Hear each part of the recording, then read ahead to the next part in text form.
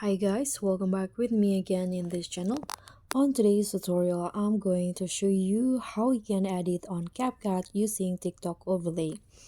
So on this video, I'm going to show you how you can make a lyric video using CapCut and also TikTok. So let's just start by open the CapCut application. Now we can just tap on new project and use the background. So here I'm going to use a photo. You can just find the photo for the background. For example, in here I'm going to use this photos right here. Use the photo and then tap on add. Now you can adjust the durations and the size if you want to.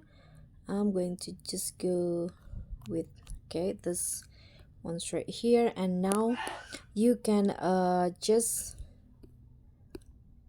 find filter and use any filter that you want. Here I'm going to just use the trending filter on TikTok. Let's try this one. Okay, I'm going to use this Berlin and adjust the duration to how you'll the intensity. Click on a check icon and now open the TikTok application and then find the overlay, the lyric overlay for your video.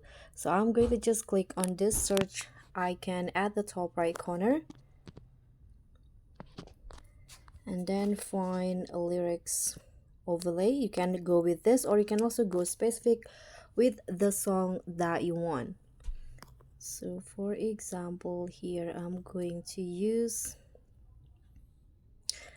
let's just use this one. You can click on the lyrics overlay and then download this using a TikTok video downloader, so that there will be no watermark attached on this overlay. I'm going to use Snaptech. Okay, so the overlay has been downloaded. Let's go back into CapCut to the editing page. Now click on this overlay and add the video overlay that you've just downloaded. Tap on add. Now go to splice and choose the lighten. Okay, I'm going to just use this filter. Click on a check icon and adjust the positions to the positions that you want. So now this will be the result. And that's pretty much all. Thank you so much for watching. Don't forget to like, comment, and subscribe, and also click on the thanks button below. Bye.